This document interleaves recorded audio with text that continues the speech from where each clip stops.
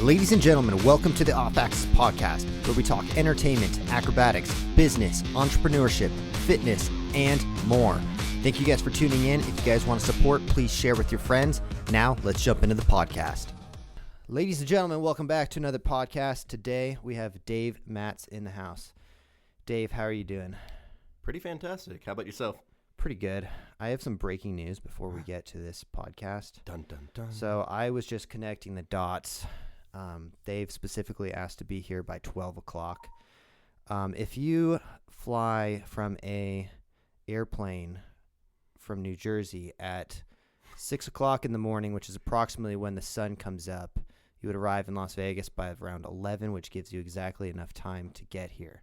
So, Dave, have you been flying the drones in New Jersey? I have not, but I have some fun projects that I want to do to mess with people like that. Really? What kind of projects? Can you talk about them? No, it was just like a Burning Man project I wanted to do for a while, like with like fake alien abductions. I have like a drone that's like got a wingspan of about the same as I do, and I'm going to cover it in sheet metal, put a bunch of blinding lights down, play some crazy music, fog machines, and like I was going to do fake abductions, but I'm like, well, with all this drone stuff, I might just build that and fly it around Vegas and prank people. That'd be sweet. What do you think the drones are? Do you have any ideas? I think they're just regular drones, like with big ass batteries. But you think so? Yeah, I mean, probably big ass drones, but I don't know. Yeah, like none of the videos are good. Which I'm like, everybody has a phone in their pocket, or a camera in their pocket. Apparently, they only fly at night. Yeah, which is weird. Do you think they're sniffing for bombs? Maybe. Did you hear that conspiracy theory? No. So someone who makes drones for military came out and said that the only thing that drones could be doing would be sniffing for bombs, because they have certain drones that they made for the military that can track like nuclear stuff. And I did hear about this, and I went down that rabbit hole a little bit, and it just seems like it's not very likely, because if there's a nuclear bomb, they're going to have some sort of shielding on it, and you have to be within like inches of it to be able to detect the radiation. Yeah, that makes sense. So I don't know. It's a crazy one. I've been going down so many rabbit holes. But Yeah. I figured I would ask you because you're the drone guy. Have you been doing any drone stuff lately? Yeah, lots of drone gigs with like my acrobatic drone swarm. Few things like flying around, filming. Actually, I want to see if you want to film like a one take at some point. We missed the opportunity at the old house. Man, we did miss that opportunity. Yeah. I totally forgot about that. Yeah, we should totally do a one take here. We could... I'm sure you could guide it from here. Start at the podcast and then go all the way around the house. Because we have a bunch of BMX ramps and all kinds of stuff that we could set up here. Yeah, when you have it like set up for rehearsal, let's just like... It is set up for rehearsal right now. All right, then. Yeah, we just set it up the other day. We filmed a video with Dylan Broadway, your doppelganger. Yeah, younger, more acrobatic me. Yeah, pull this up a little closer to you. Oh, sorry. Yeah, the drone stuff is crazy. Started seeing it at the fairs this year. So like those giant drones that make all these like they were making like a bicycle man pedaling and stuff. And like, do you know how to do all that stuff? Yeah, I can definitely do that, but like there's so much competition in that outdoor market. I'm just staying in the indoor market right now. Yeah. Because there are hundreds of companies doing that across the U.S. right now, and like the barrier to entry, like for one of those outdoor drone swarms, you're looking at like $500,000 to $1 million, like for the drones. Yeah. And to compete in a market that's just oversaturated, I'm like, nope. Yeah. Nobody's really competing in indoor, and like that's the market I know. So. Yeah, I was gonna say I started seeing two of them pop up this year at the fair conventions. Yeah. They look like I was talking to them about how much it costs and stuff. They're telling me like crazy numbers. Like how much? 100,000. Okay. They said like something around 100,000 to just get started, basically. Yeah. And doing something of that scale, which you kind of have to be of that scale to do the fairs. Yeah. Because they're like That's ginormous. to sell you or to... How much are they charging? Yeah. Oh, no. Okay, so that's to sell you a system. No, to invest into it, like Okay. so for me to get a trampwall, it's like 20 grand ish. Yeah. So for them, it's like 100 grand to get something of that size. Yeah. That's what they told me at least. Oh no, 100 grand will get you like 100 drones, which like is barely enough to even get in the market. Because like most of those shows are like 300 plus. Yeah. Like they're around $1,000 a drone if you're getting them from China. Yeah. I would suspect that they're probably charging around like 5 to 10 grand a day for those things. Probably less, to be honest. Wow. I know the fairs don't have that much money. Yeah. in them, so. I know for corporates, a lot of the companies, like the low end companies, are charging like 50 grand. Yeah. Some of the higher end ones, like Studio Drift, they're still in like the 300 grand for a show, but that's with like 1,000 drones. So, yeah, the drones are crazy, man. Those things are again like. have you seen the video of one of the, like, a whole set of drones like went rogue? No, No. but that scares the shit out of me. Yeah, and these ones are like big. Like mine have like prop guards and stuff. These are big drones. They're just flying blenders, and they like flew into the crowd. I can send you the video. It's nuts. Dude, It happened like in the last week, and like one of the drones like hit a kid and put him in critical condition. It's wild. dude, that's crazy. So I have a crazy story. I was at it's not that crazy, but I went to the Grand Canyon. Last time I went to the Grand Canyon, I brought my drone. Mm-hmm. Went to take it off at like one of the areas. It Yeah. said it's not available here, and I was like, damn it. So the last thing I did was try to fly it. I go to somewhere else, and I turn on my drone, and before I can even turn on the remote, the drone just starts going up, and there's like a whole bunch of people around me. Yeah. I just put it down and like turned it on, and like it's on the edge of like the Grand Canyon is Yeah. like right over here, and I'm right here, and there's a bunch of people all around. I didn't plan on it taking off from there. I just turned it on. Yeah. Next thing you know, it just goes up, and I can't do anything about it. And as it's going up, my first reaction was like to put my hands on it, and it like razor cutted like 10 holes or 10 like giant cuts in my hands. Oh yeah. And like I had to like drive like an hour to the nearest place for super glue and super glued my hands. It was like ridiculous. That's But wild. yeah, I don't know why my first reaction was like grab the blades, Yeah. but it was just like a and then You it kept was it like, from why hurting the someone else, fuck though. did I do that? Yeah. Yeah, no, it just I don't even understand. But that was the last time I flew it. I was like, okay, this thing's just crazy. Yeah. Does that ever happen to you? When I was first starting, I like ran into myself a few times, like when I was like trying to go around myself, Yeah, and then I learned just not to do that. yeah, those things. It's like I feel like it's like an extreme sport because it's like you're dangling like a couple $100, Mhm. $1,000 basically in Yeah. the air. Just like hopefully we don't lose this one. Right? I've lost a few of them. I have to. They're I've had some fly into skyscrapers. I've had them get shot down above Oh, really? yeah, flew Like in a shotgun? No, it ran into a skyscraper because it was super windy and I had a giant drone. Yeah. And it just I was trying to fly it by skyscrapers. I think it was in like somewhere in Arizona. Can't remember what city it was. Maybe Bullhead City or something. Anyway, so it like flew into a skyscraper and hit the thing and then fell down onto like a 20-story high roof. Yeah. Basically, and I ended up getting it back. Oh, okay. I thought you said one got shot though. Shot with like the radar thing. That was Oh, really? yeah, I accidentally flew it over the LAPD helicopter pad. Yeah. Didn't know that it was there. I was just like getting this shot of like the buildings, and Yeah. then next thing you know, like my screen goes black, and I was like, "What the fuck was that?" Oh, wow. And then So it's just like, so I like start running towards where my drone was. Yeah, it's just literally on the ground, like right inside of this like fencing. yeah. I jumped over and grabbed it, but it fell out of the sky. Pretty much totaled it. If that ever happens again, just leave it. Yeah, I thought about that. That's up to like a $10,000 fine for flying within a few miles from an airport. Yeah, this is like 8 years ago. Oh, though, okay. so- It was before they really cracked down Yeah. on it. Like now, just yeah, leave the drone.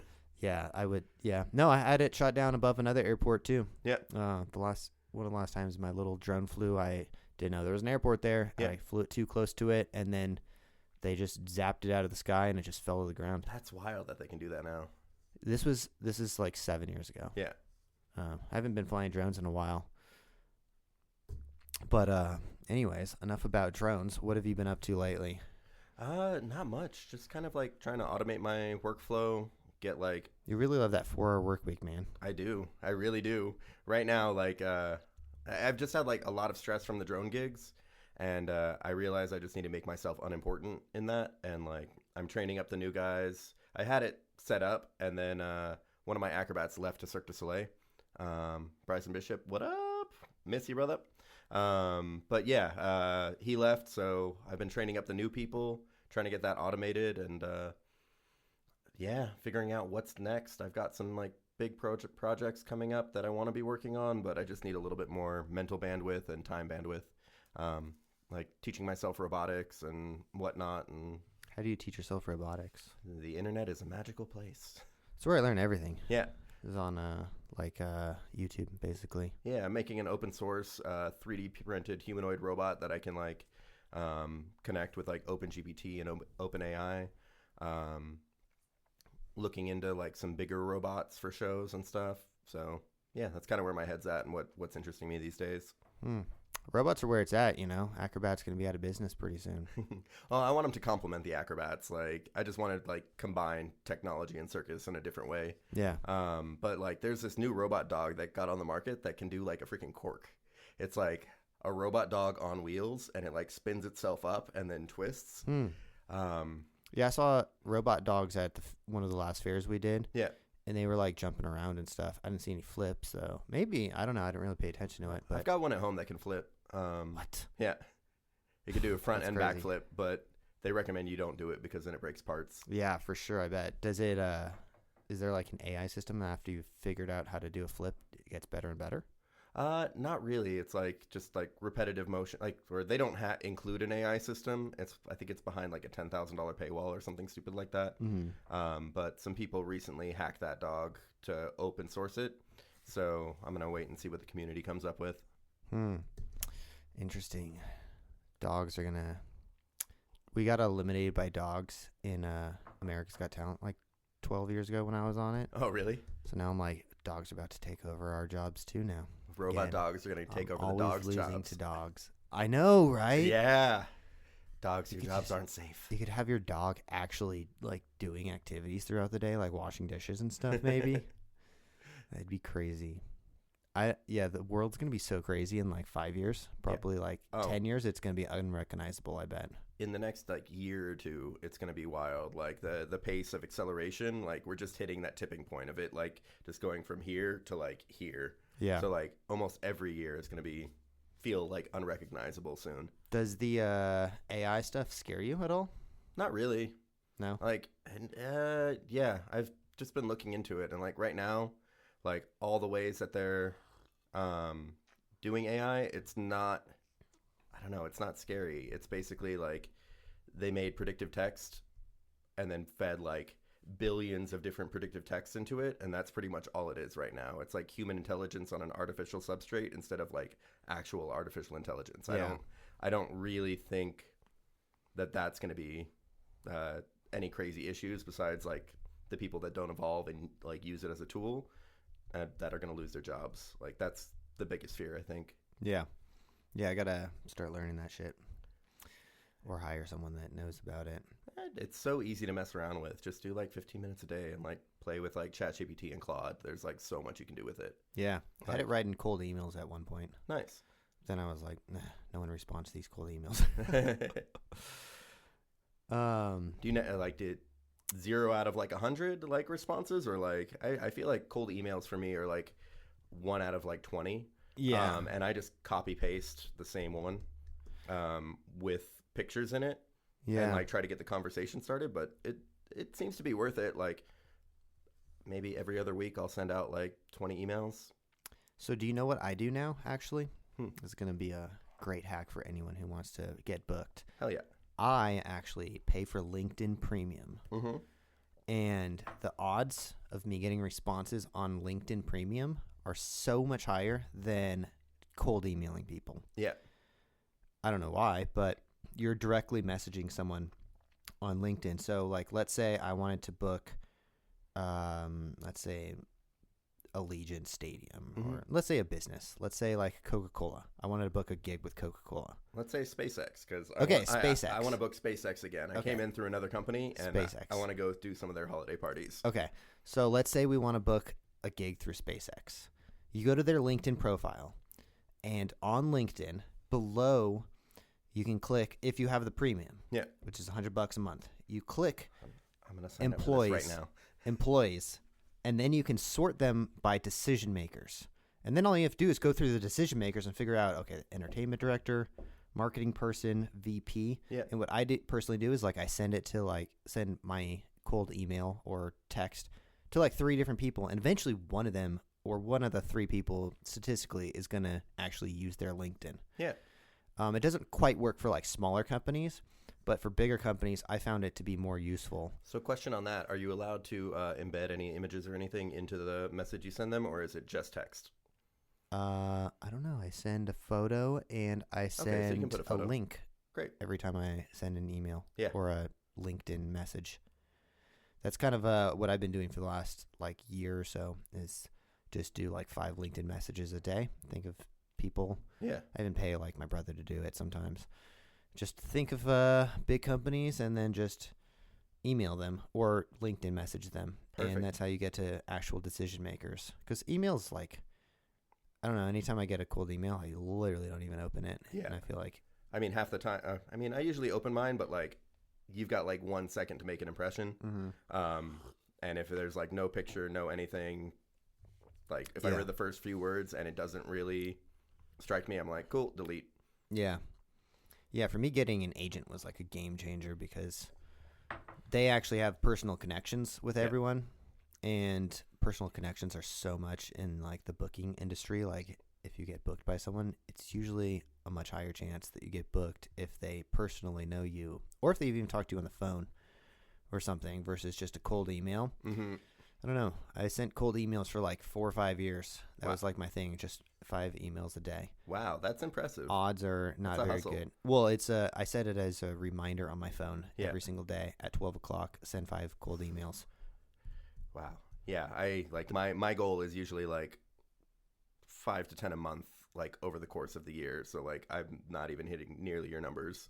Yeah, I think, well, volume is like everything in this game. You have to, like, in order to get successful on YouTube, like the amount of posts you need to make nowadays to keep their retention, build yourself a brand and everything, the amount that you actually have to do is like so substantial compared to what people think it is. Like you can't post a YouTube video once a week anymore.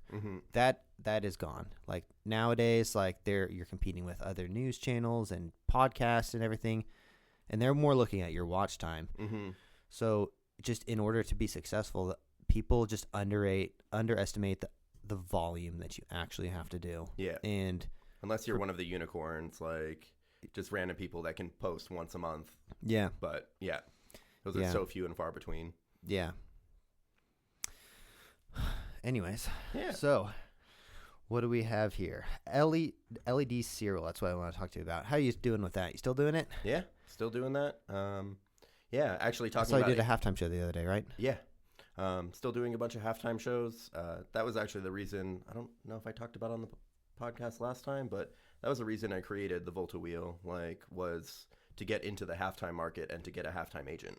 Yeah. Like I was trying to break into that market for 2 years, messaged my current agent multiple times, no responses, made the LED wheel, showed that I could do the team logos and incorporate their branding. And he immediately got back to me. He's like, "Oh my God, where you been all my life?" I'm like, "Dude, I've sent you so many emails and you just ignored me." Yeah. Even with personal references from other performers that work for him. So I wonder how many emails they get a day. Oh, he probably gets a lot. It's So you have just one person that you work with specifically? Yeah. Oh, nice. So usually, do you have an exclusive deal with them? Yeah, pretty much. I mean, we don't have anything signed, but I still get the occasional team that reaches out to me direct, and I'm like, "Here's my agent's number." They try to go through them. Yeah, and I push it to him because now a lot of my friends are also with him, and if he develops that relationship with the team, then we all get work. Whereas if I just take the one-time payoff, then it's cool, I got one gig, but he'll build the relationship with the team, and that means I'll get to go multiple years in a row with the same team, and there's just so many benefits to just sticking with him. Yeah, we have an exclusive with our agent. There's signed contracts and everything. Yeah. So everything basically goes through them now, which is a giant weight off of my plate. Yeah. Except for corporates, we still do that separately. But it was so nice not having to send out those cold emails every day and just getting with someone who already knew. Yeah, and then he's like, "Hey, are you available this date for this much money?" Yeah. Cool, let's do it. Yep.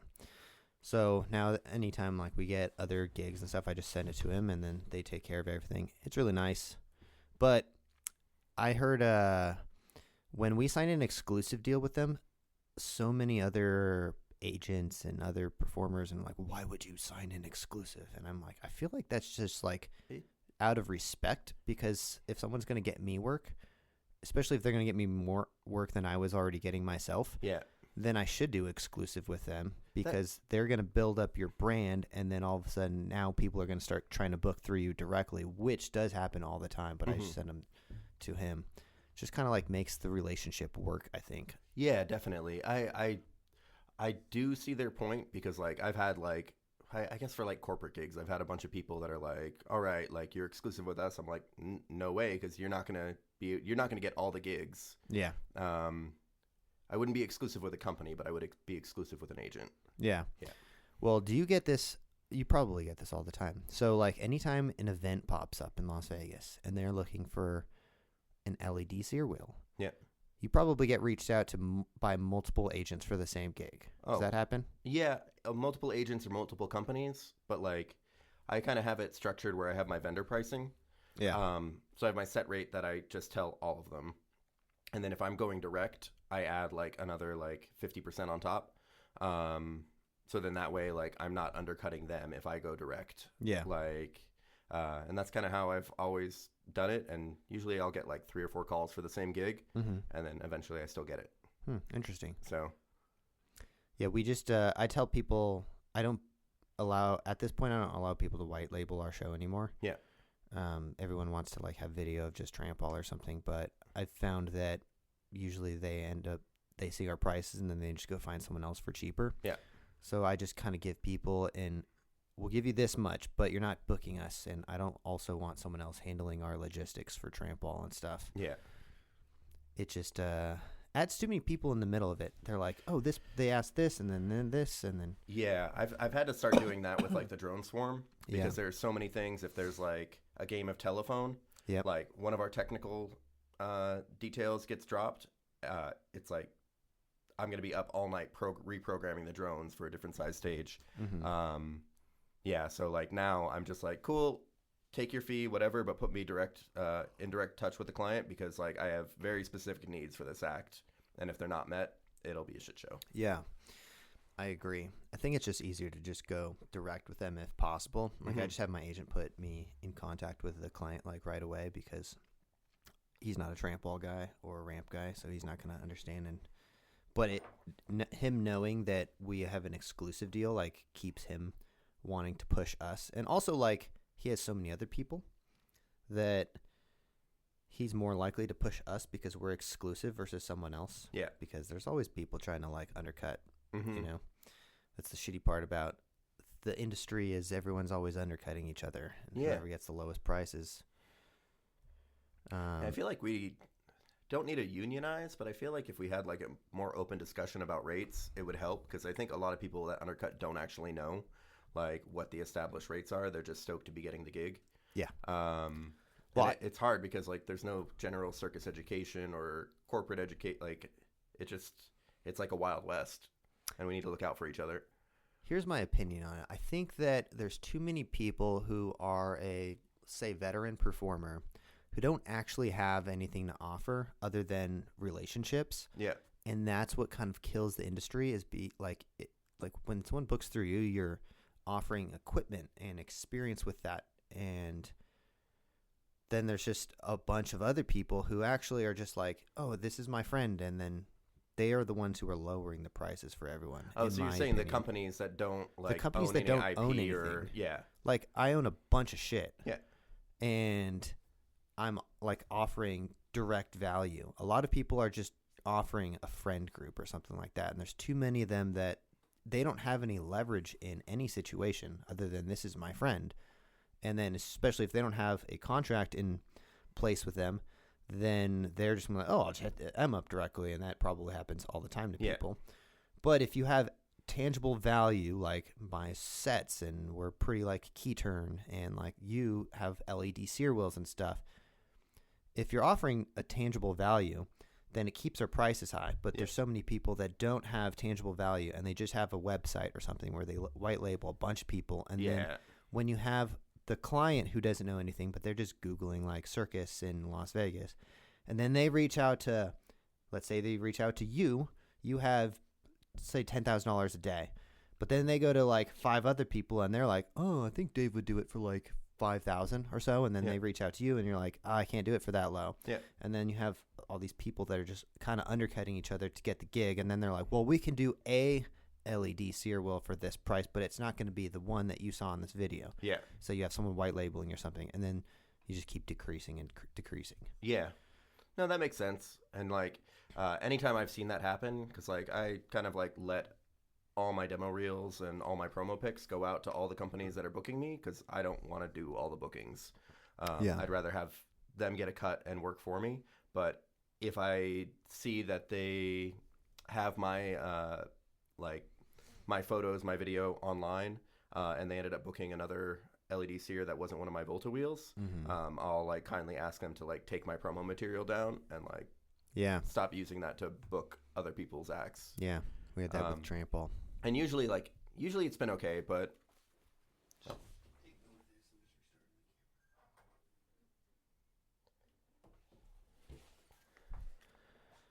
I have one camera that turns off every 30 minutes. The other 2 are good. how old is that camera? It's the newest one. Really? Yes, it's just one of these. I bought it recently when I forgot my camera on a tour. Yeah. And I needed to vlog. And I needed it like the next day. So I just went and bought a flip camera. They're all Lumix, but this one is like a brand new one. That one's also new. Sorry, no, this one. This one is a... So do you know why they do that? Because, no. Do you know? Yeah. Why? There's a 30-minute limit for it to be in the camcorder category, and there's extra licensing fees and stuff. Huh. So when they're trying to cut budget to put it in a lower bracket, even if it's not like even if it's a premium thing, they can cut some costs by limiting it to under 30 minutes. Interesting. Yeah, I didn't know that, but that makes a lot of sense. This one's a GH5. I've had that one for years, and then this one I just bought pretty recently. That one's like brand new. It's a really expensive, nice camera though. Nice. It was like a couple grand. Yeah, you're a Lumix person through and through. I just don't want to switch my lenses. Oh, that makes sense. Because I originally was Canon, and then I had all these lenses, and then I got a GH5, and then I was like, oh no, I have to buy all new glass. So it's just nice being able to like exchange them between. But that actually doesn't change, or that changes because this camera has a different That's like a different one now. Full frame sensor, or like versus micro four thirds. So now I just am Lumix for no reason now.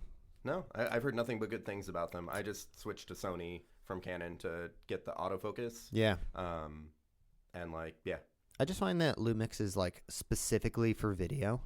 Like they gear all their stuff for video, and I think. Well, and I think in general it just comes straight out of the camera better than the Sonys do. Yeah. The Sonys, you have a little bit more flexibility if you're going to do a color correcting, which I hate doing. Yeah.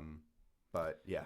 Yeah, I think, I don't know, they've always worked for me, and that one's like 7 years old or so, and it has literally had no problems, and the only reason that I bought a new camera was because I wanted a new one, and I felt like it would make me film more often.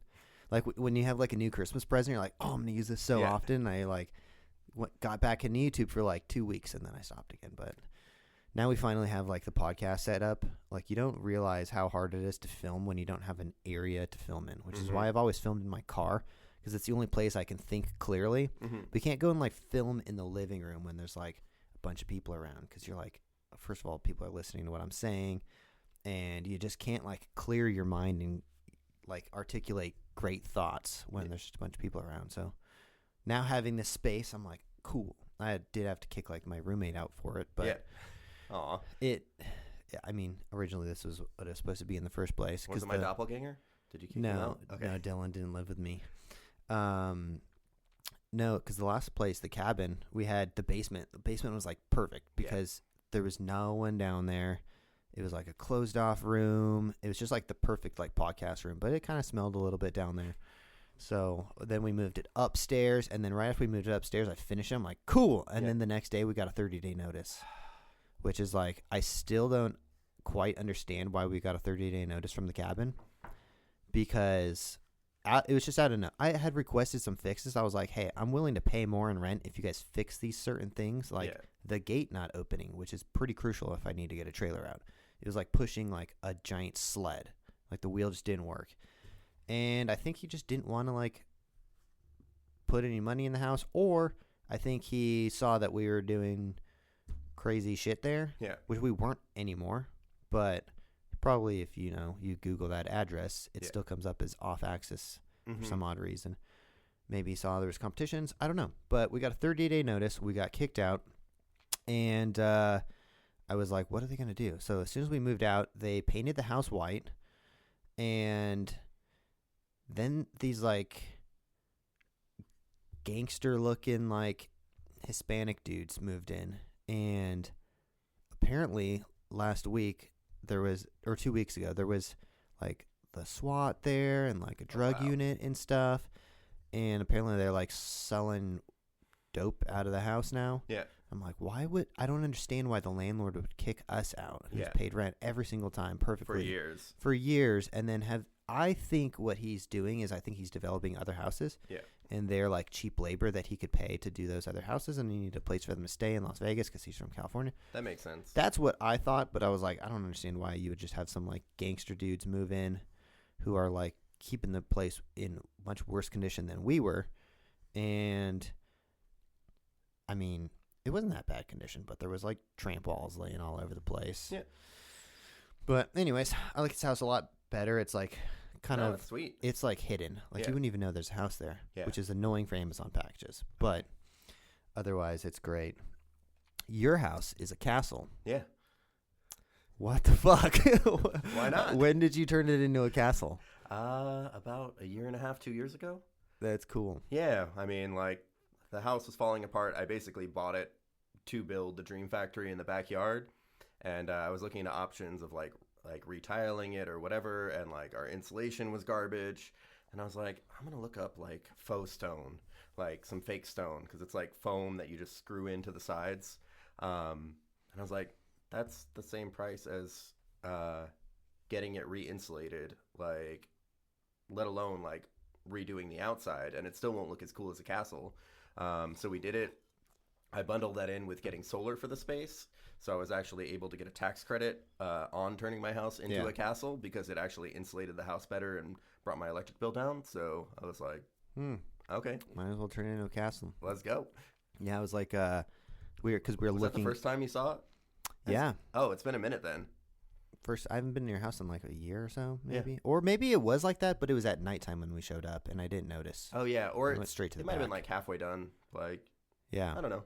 Yeah, we were looking into, because the lease ends in like a month or so, and we were looking to either move or something, because this rent was really expensive here. It's like $4,000. Whew. Yeah.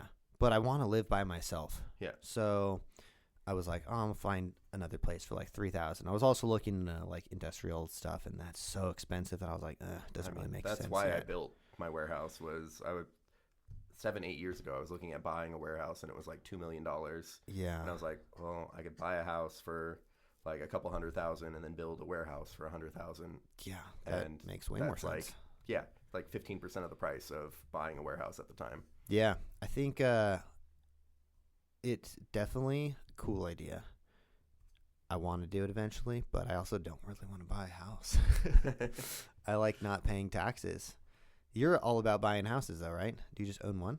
I just own one, but I'm thinking about buying one in LA right now. Like, while crypto's up, You want to buy a house in LA right now? Yeah. Why? Why? Yeah. So I can have a house in LA. But have you been there lately? Yeah, I'm going there right after this. I don't know. There's like homeless people everywhere. I feel like the valuations are dropping like crazy in California. Perfect time to buy. Crypto's up and yeah, if you think it's going to go up, I don't think it's going up. I think everything's going to... Yeah, no. I mean, I hope the economy is going to... You hope it crashes? I hope like all the housing markets crash. Like, because perfect time. Yeah, I'd like to buy another house or two at some point, and then just have that as passive income. Like, yeah, I think I'm very like active with my investments.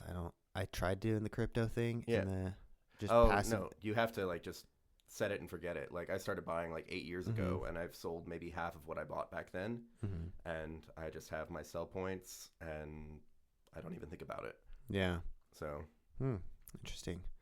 like, because the first year I got into like trading all the shit coins and whatnot, and like I was making some money, and then the whole market crashed, and like everything besides Bitcoin and Ethereum just like went down to next to nothing. And I was like, okay, cool. Let me look at the history. Okay, this has happened 2 or 3 times. I'm going to double down, buy more Bitcoin and Ethereum, and then I just have my sell points, and I'm going to move on to other investments and not think about it.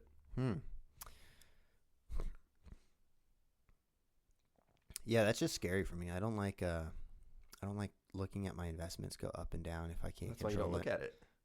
It's hard to not look at it when you have I like have- a couple like I had like at one point there was like probably 10,000 in my crypto account at most. Yeah. And it would fluctuate so much that I was like, it would screw up my days. I'd be like, it's at 6,000 today. I'm fucking broke. Yeah. And I don't know. I just like to be able to control all of my investments. In my opinion, like I'm super aggressive with my investments, but if I can buy another business asset, I don't think unless crypto just goes fucking crazy and goes to 1 million, I don't think that that's going to compare to me having an extra stage that I can sell. You know, if I invest 25, 30 grand into another stage, let's say they're 50-ish because that's around what they actually cost. Yeah. I'd rather have that's just going to make me even more and I control the outcome of it versus like it just sitting in a bank account going up or down and stressing me the fuck out. Yeah. I mean, it took me a while to like kind of get my heart and like emotions out of it. Yeah. It was probably like, because I was doing just investing in stocks and whatnot for like 2 or 3 years before I got into crypto. But once I was able to get my emotions out of it and I don't think about it, like, because I'm the same way. Like, I'm always like investing in new projects that like will make me more money. But then once I make some of that more money, I'm like, okay, cool. Like, here's 10 grand, here's 20 grand into an investment and set it and forget it. And then get back to work. It's like Warren Buffett says, like, yeah. Yeah. Well, I'm all in. I'm going to either make it or break it with off axis. Yeah, you're going to make it. I can't, like, if the I moment just don't want to work on projects like that forever. Like, yeah, I think that's what keeps me sane is just constantly working and stuff. yeah. I have like a adrenaline addiction mindset, and if I'm not like actively doing something with my money, like I will go crazy, I think. Yeah. I like working though. Like I pretty much work all day long, every single day, and it's what I enjoy doing. So. Nice. Yeah.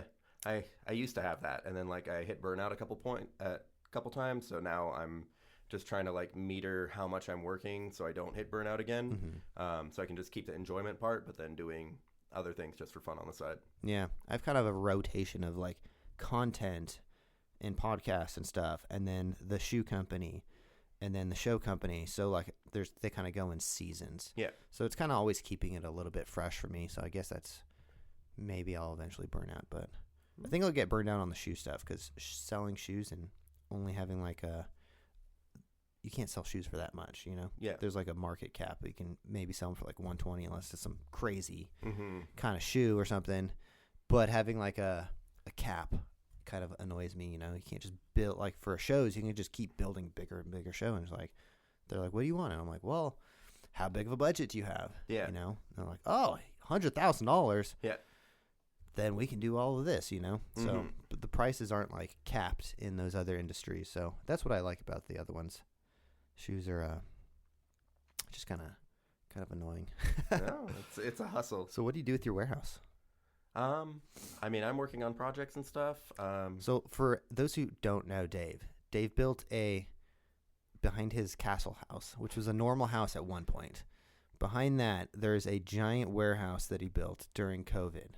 And he spent like $100,000 on it or something like that. It's like 130 all in. So he's got this giant facility where people come and do acrobatics and all kinds of other stuff. So what do you do back there? It's like open to artists.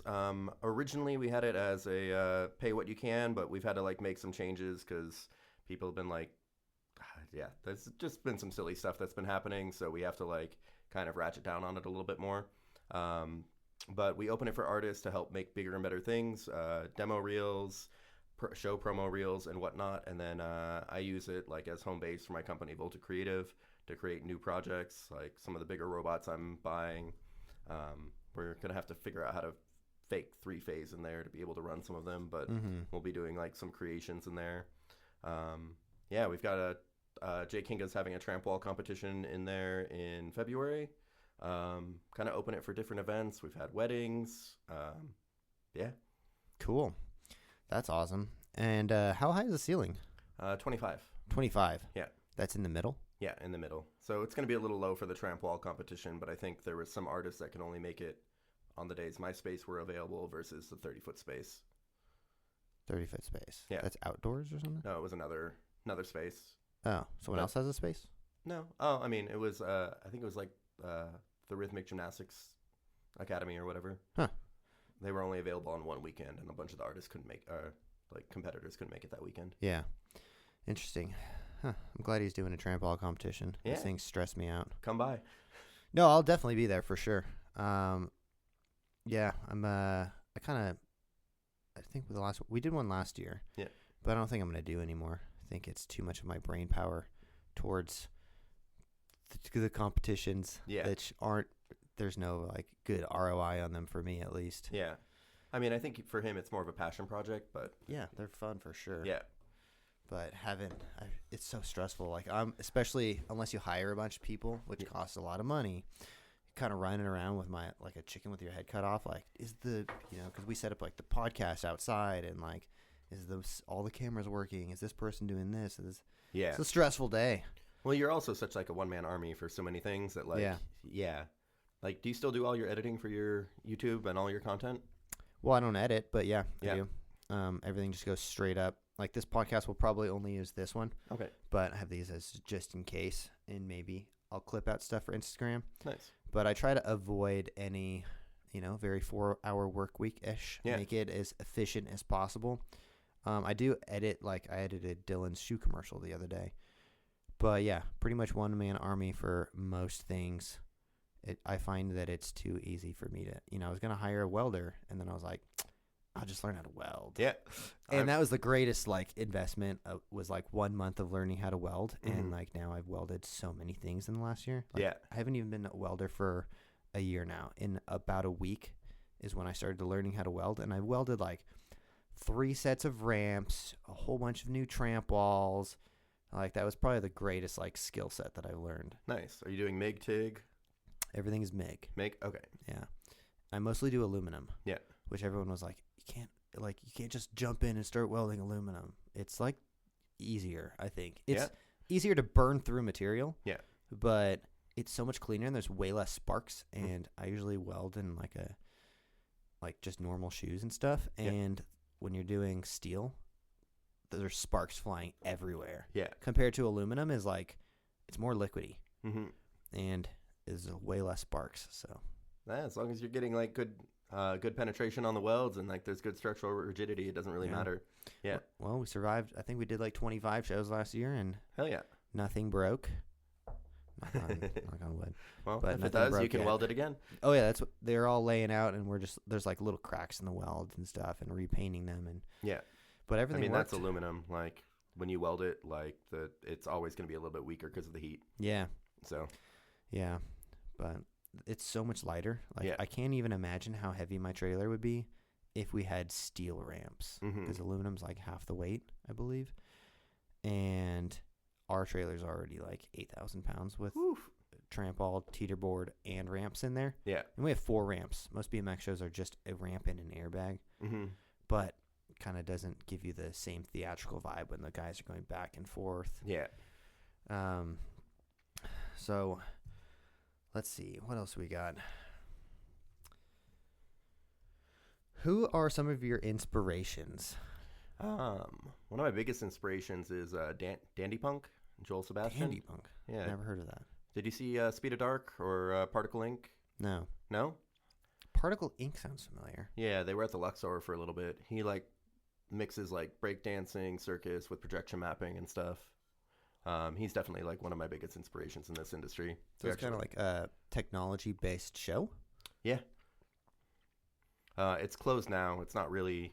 It wasn't really meant for Vegas. It was a little too like artsy for to be a successful Vegas show. Yeah. But like they're potentially in talks with like bringing it other places. I think they have some NDAs, so I'm not going to mention anything. Yeah. I was thinking about that when I was looking into like getting a place, like a residency show in here. I was like, I just kind of think our show is not meant for Vegas. It's not a very Vegas-y show. It's more of definitely fairs and that kind of for kids. Yeah. Kids are more excited to see our stuff than. And also, like, I don't know, with all the shows closing, because I wanted to make a full show for a while. Yeah. And I'm just like pushing that off to the side right now. Like, so many shows are closing. The casinos don't support you. Like, when you do a fair show, it's like, cool, here's the money you have, like X amount of dollars. It's a guarantee.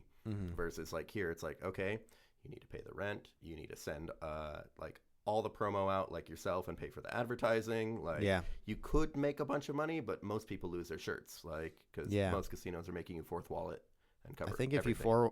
I think you could probably book anything if you four wallet, but you got to be so good. Yeah.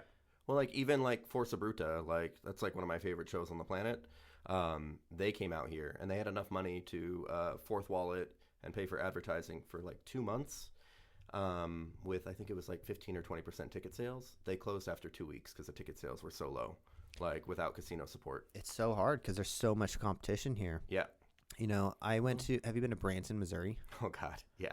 Yeah, we did a show out there this past year, and it's such a unique city because it's based off of theater shows. Yeah. There's so many people that go there, but it seems like all of the theaters except for one, which is like I saw that you followed the guy, I forget their show. It was like, it's a guitar, it's like a band, but it's like technology. Yeah, I almost... Haygoods. Yeah. Haygoods. The Haygoods. We were in talks about me selling them a drone swarm. Yeah. And then they couldn't get permission or permitting from the venue to like do an indoor drone swarm. Oh, it's so like, small. Yeah. I don't see how that would work. Yeah, their stage is tiny. So but they seemed really cool though. Like, and he was actually like, he did his homework. He went down one of the same rabbit holes that I went down like 3 or 4 years ago with some drones that just didn't work well. Like, they weren't consistent. Yeah, I saw that show. I forget that guy's name, but he's like in charge of the marketing and all that stuff, and you could kind of tell he's like the brains of like all the technology in that show. But that one show like cleans house on that whole city. Oh, that's great. Like I went to that show and you couldn't even find a parking spot, and I just went on a random like Wednesday. And then like when you came to like our show, it wasn't technically our show, but we were most of the show. The theater is like, I guess they give out free tickets or something like that to, what would you call it when you park your RV in a place? I don't know. Glamping? Something like that. It's there's a certain word for it. You invest into a certain property or something like that, and you can park your. Okay. I don't know. There's a specific name for it, but they give out tickets to all those people, and because you're in the Ozarks, so there's like stuff all over, place where you can go and camp and park your RV. I forget that word. Anyways, so I guess they give away tickets and stuff for those people for free. So they're actually not making that much money. Yeah. But that was a city that I was like, whoa, I always thought of just having a show in Vegas, but there's other cities out there, and there's like Myrtle Beach and other stuff like that. But, or, I mean, you could go to like Dallas or Phoenix or something like that. I feel like no competition though. There's no competition, but there's no established market. Like, yeah. I don't know. It's like, that's such a hard thing. It's like, do you try to build the market? But even like with Cirque du Soleil, they failed in LA because like it's not a consistent show town. Yeah. Like, do you think like something like New York or Vegas, people go there to see shows. LA, people go to explore LA and sit in traffic. How do you think Cirque du Soleil's doing right now? I don't know. That's a good question. I feel like Aluna seems to be getting like good reviews and whatnot. Yeah. They're still building shows, but I feel like they've just got their formula now, and it's getting a little bit stale for a lot of people. I know it's getting stale for me, but I'm not their average audience member or like target market. I don't know. We'll see. Yeah. I wonder how they... what do you think? I think they're going to fail. Yeah. I think I think the company that runs Absinthe will do really well. I think they have... I don't know about that. No? Have you seen Disco Show? Oh, that's horrible. It's so but bad. I don't know why they don't, like, I don't know. I saw... I don't know why they call it a show. Yeah. Sorry, not to talk shit, but like it's like it's Disco Experience. Like, yeah. I don't know. I've seen and it a couple they got times. like so much money from I think like Caesars or something to create that show. Yeah. But I think they'll succeed because they're kicking ass in the restaurant industry. Yeah. Like all of their restaurants are destroying. But like I don't know, like besides Absinthe, I feel like they haven't really had a big hit. Like, That's true. Absinthe does really well. Absinthe has been floating the company for like for sure a decade. It's been the best show in my opinion in Vegas. Yeah. Yeah, I just thought they would. I mean, I think their business probably does well. Like, I don't think they have too much overhead compared to Cirque du Soleil. Has like, there's more overhead than there's performers. Yeah. Like, and it's not even close. 100%. I'm hoping they're gonna sell that town that they don't really have a plan for. Yeah, they bought it. If anyone's listening, like, I'll buy that town from you for cheap. Yeah, they bought it for like crazy cheap, right? It's like $3 million or something. Yeah. I actually like went out to go try to buy it, and they were ready in escrow. Huh. Like, I was coming back from a contract in Singapore.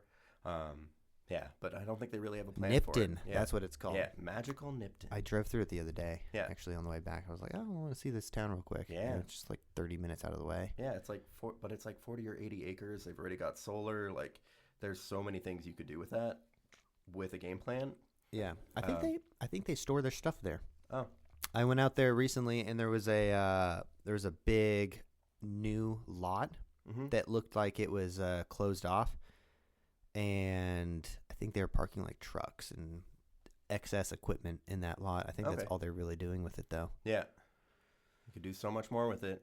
Start throwing festivals, like have psychedelic retreats out there, because California is going to be like legalizing that kind of stuff soon. Like, I don't know, there's just a lot of options. Like, yeah, there's a lot of people that are moving from California to Vegas too, but it's getting just as expensive in Vegas now, so they need places to go. And surrounding areas. That could be like the new Bakersfield, Bakersfield of Las Vegas. Yeah, something like that. I don't know. I think there's something to do with the water in places in Nevada that, like, it's really hard to, like, Vegas couldn't naturally be a city. Oh, 100%. They had to make the Hoover Dam and Lake Mead. Well, if they didn't have that, then there would be no water for Las Vegas. Yeah. And we recycle something like 95% of our water. Like, all the water that goes in the casinos gets treated and put back into the lake. It's kind of wild. Like, it tastes like shit. Probably. Yeah. You have a reverse osmosis filter? I do. Yeah. It was so bad. In the cabin house, it wasn't bad at all, actually. You could drink right out of the sink. You might have had well water there. We have well water here, too. Oh, really? Okay. Yeah. They're both wells. And for some reason, I think that one was a much deeper well than this one is. Mm-hmm. Something to do with the ground. That one was like 300 feet deep. I didn't know how deep wells were until, I guess they're not all that deep, but because of how hard the rock was there, the well went down like 300 feet because they came and they had to switch out the pipe one day. Mm-hmm. And they bring this truck that's just like feeding 300 feet of pipe down. And I was like, wow, that's how far you have to go to get the water? I'm like, yeah, usually anywhere between like 250 and 300 feet is where the water is. But the one we have here is a lot shallower, I believe. I think the ground is softer. But the water tastes like shit here. Like, it was so bad we had to get the reverse osmosis filter. Yeah. Yeah, what else you got going on?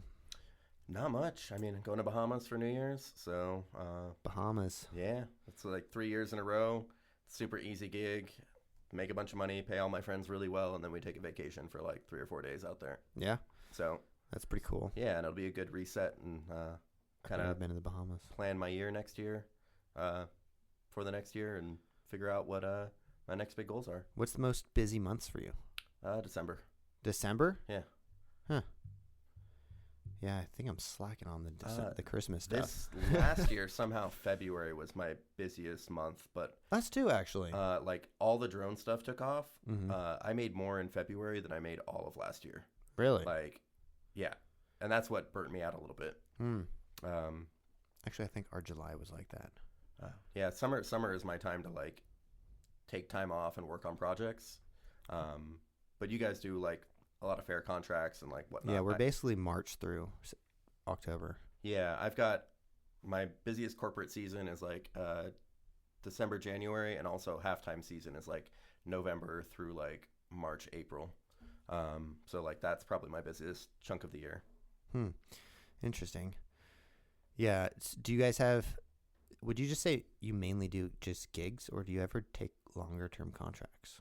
I used to take a lot of longer term contracts. Like I toured for about 7 years, performed in like 30 countries.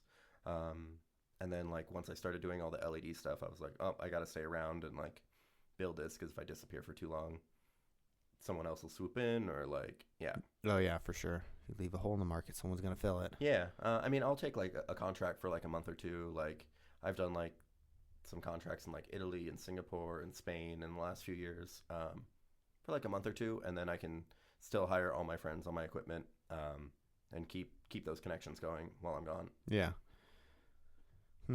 Yeah, we're gonna start working on our winter shows. That's kind of like my to-do list thing right now, is like create a theater show and do something during the winter, because the Christmas shows are popping off. Anybody that puts Christmas and circus together is instantly successful right now. It's kind of wild. Yeah. Well, we kind of already have all the like things in play. You know, we do the fairs. Yeah. So our marketing's kind of already there for us to potentially four-wall a theater. That's what we're looking into doing, is four-walling, because we're going to start four-walling grandstand shows this year, which is a lot of work. Anytime you four-wall, you know, you have to go out there. I'm scared of that. Weeks ahead. Yeah. I actually enjoy that. Yeah. Like I enjoy the business part of everything more than I enjoy the like performing part of everything, which is pretty fucking crazy. Yeah. But like going out, like running I'm really good at the social media ads and stuff. So run social media ads, and we just did our first one this year, and we were like selling tickets to it and stuff, and put out like, you know, we didn't do enough posters for sure, but there was still 1,000 people. Sorry. Thanks for letting me know. There was still like 1,000 people, but the grandstands fit like 10,000 people, so it looked pretty empty. Mm-hmm. So I was at the Arkansas Oklahoma State Fair. We had like probably 600 to 1,000 people for each of the shows. That's great. Yeah, it just looked really empty because the things were so big. Yeah. That it was like, oh man, we got to get more people in here. And then we came and watched the bull riding, and those fuckers sold the whole thing out, and I was like, damn, bull riding. But bull riding in Oklahoma makes a lot more sense than extreme sports in Oklahoma. Mm-hmm. So I realized that's something we got to look into more, is where we four-wall places, because if you go to the middle of nowhere, Arkansas, they probably don't care to watch an extreme sports show. Yeah. Versus if you bring some cows and stuff there, they're like all about it. Yeehaw! Oh, man. Yeah. Anyways, got anything else you want to mention? Not really. Sorry. I've been like, this whole last year has just been mostly like keeping up with the burnout and figuring out like what my next steps are. So just kind of like focusing, reading, doing some self-work and whatnot. Yeah, but next time I come on, I'll definitely have some more stuff to talk about. Cool. Yeah. Sweet. Well, thanks for coming on. Everyone can find you where? At David's Dream Factory. Awesome. And guys, if you are enjoying this content, make sure you guys please subscribe and follow for more stuff in the future. We'll be doing a lot more podcasts coming up. And also, we are hiring right now. If you guys want a job, we'll start our tour in March. So if you're an acrobat looking for a job, reach out to us. Anyways, thank you guys for watching. We'll see you in the next one. Bye-bye, everyone. That concludes this episode of the Off Axis Podcast. If you guys found value in this, please consider sharing with your friends. Also, subscribe, and we'll see you guys in the next episode. Bye, everyone.